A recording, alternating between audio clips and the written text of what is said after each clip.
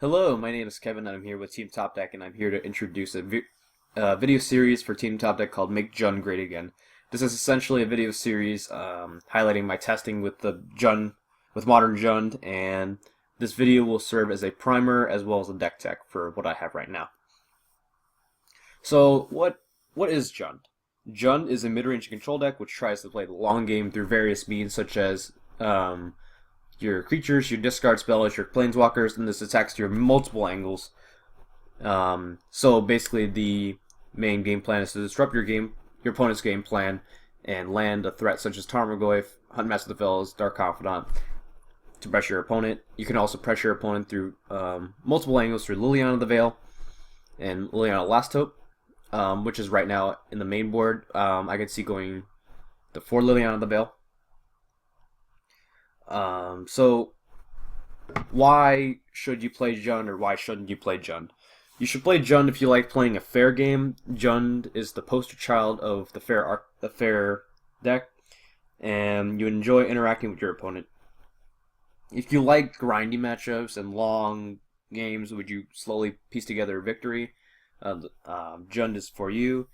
Jund is widely regarded as a very versatile deck with a huge card pool of cards to choose from. Jund rewards a person knowing the metagame very correctly, and you can always customize Jund in order to have the most favorable matchups in the field against your local metagame. Jund is often a deck with the most 50-50 matchups. There are not a lot of very favorable matchups, and not a lot of very unfavorable matchups either. In almost every single matchup, you always have a fighting chance. And if this appeals to you, then you should definitely play Jund. It's not all upside. Jund does not have the best card selection like blue mid-range control decks. Since we play different categories of cards, you can often draw too many of a single category, such as too many discard spells, too many removal spells with no threats, and often such as that. But yeah, Jund generally doesn't really have a nut draw besides like turn 1 Inquisition, turn 2 Goyf, or a Dark Confidant, turn 3 Liliana. But yeah, the mana base can be very painful too. You often need double black for Liliana, you need double red for Anger of the Gods on the sideboard, you need a lot of green for Scavenging Ooze, and you need double green for the Kitchen Finks on the sideboard. But yeah, let's get into the core of the deck. Generally, you play this amount of creatures. We'll start with Tarmogoyf. Is one of your best creatures in the deck, hands down. He's your best clock, the best blocker, often your best friend. He can often start the game as 3/4 and can grow to like a 5/6, a 6/7, and even better, even bigger. I cannot imagine such scenario where Wizards prints a better card than Tarmogoyf, and you have to absolutely play that card over Tarmogoyf. If you start the game out with a discard spell on turn 1 and Tarmogoyf on turn 2, you're almost always at a good start. Next we have Bob, Skrillex, whatever, Dark Confidant.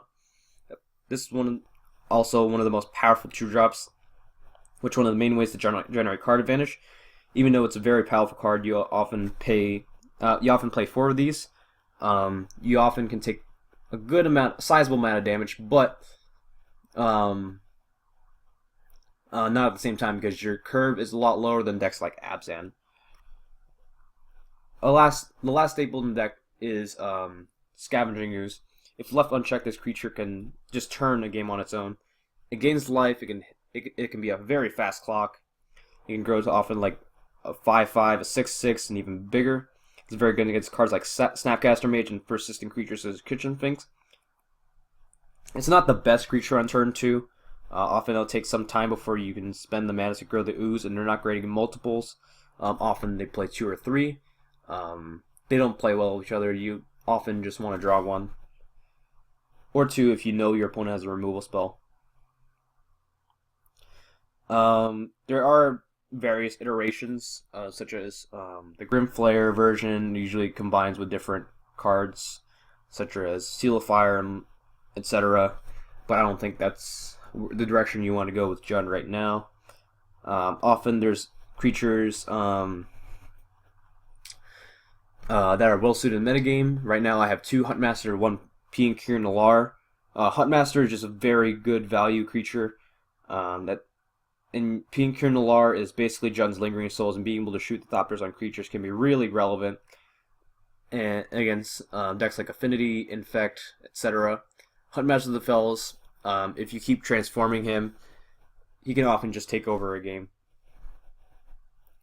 We Another part of the core of the deck are your discard spells, your Inquisitions, and your Thought Seizes.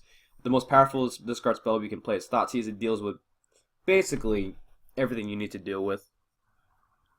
At the cost of 2 life, it is incredibly versatile, and this is the main ways to beat combo decks and break up synergies. Although Thoughtseize is very powerful at the cost of 2 life, is a big one because you often have shocks, fetches, Dark Confidant. We often play 2 to 3. We also play Inquisition of Kozilek. Since Modern is a fast format and cheap cards are very important, and most decks tend to play a lot of them. The downside is not too big if you look at it at first. You can often, and there's very few times where you whiff with this card. We start with one of the most defining cards in the deck called Lightning Bolt. Lightning Bolt is just Lightning Bolt. It's notorious for being one of the best removal spells in Modern. You have Terminate, a non-conditional removal spell. It basically just kills any creature for 2 mana. You also have 2 Kolaghan's Command. Kolaghan's Command just gets you insane value. It's mostly a removal spell with basically a 2-for-1. You have 2 Abrupt Decay. Abrupt Decay is often your catch-all. It destroys cheap permanents, which is very desirable. Depending on the mana game, it's usually around 2 to 3 copies. We get to the mana base. We have pretty big mana requirements. You need double black for Liliana's. You need double green for Kitchen Finks. You need a bunch of green for Scavenging Ooze. You need double red for Pinkir Nalar and Anger the Gods. Generally, 23 out of 24 lands are cut and dry. The one flex spot is Ghost Quarter.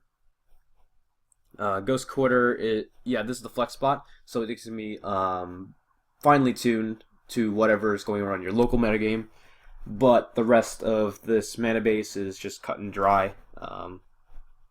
Black Eclipse is one of the best lands in this deck. It's your best turn 1 land. It allows you to cast a Lightning Bolt on a problematic 1 or 2 drop your opponent has, or Inquisition Thoughtseize without a loss of life from like shocking, etc. But yeah, we can move on to the sideboard now. We have 1 Nihil Spellbomb, 3 Fulminator Mage, 2 Kitchen Finks, 1 Olivia, 1 Ancient Grudge, 1 Jund Charm, 1 Kolaghan's Command, 2 Anger the Gods, 1 Collective Brutality, 1 Damnation, 1 Painful Truce. Since Jund's sideboard will vary a lot depending on expected metagame, this is definitely not a definitive sideboard. This is generally what has worked for me, and I haven't really changed in the past month because this has definitely been working out in my local metagame. You can definitely change this sideboard for whatever you're expecting in your local game store. Generally, this is very there aren't very much cards in this sideboard that are cut and dry. But yeah, Jund has no problem with dealing most cards types, but the problem is it has a problem against big mana strategies such as Amulet, Scape Shift, Tron. As it turns out, land destruction also comes into play in decks against Infect and Affinity, because the culprit is often Inkmoth Nexus. But yeah, Kitchen Finks is fantastic against the mirror match, against burn, against aggro strategies.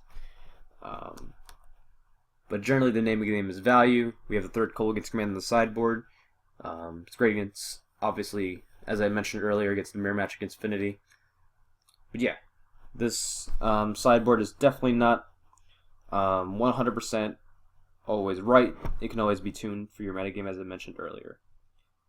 But yeah, I can go over some general playing tips for the deck. In the future, I might write a series of articles explaining the matchups in detail. For now, I'll keep a few things in mind. So, like, an example would be, if you have Tarmogoyf in play, especially the first turns of the game, consider playing a discard spell or activate Liliana Veil before attacking with Tarmogoyf. Often it'll grow as a result of the discard.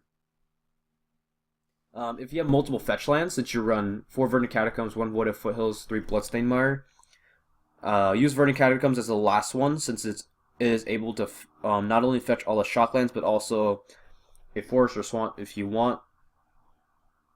Because of your mana requirements, it's very important to have 2 black mana on turn 3 for Liliana of the Veil. It's also pretty important to have a lot of green for Scavenging Ooze. Furthermore, if you have Rage Ravine, don't forget to get another land which can produce red to activate this. In general, Swamp is your best land since you're generally your best 2-lane combination without taking too much life is Stomping Ground.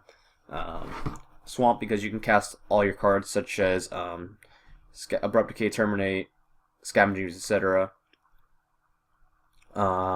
Forest and Blood Crypt generally doesn't do this.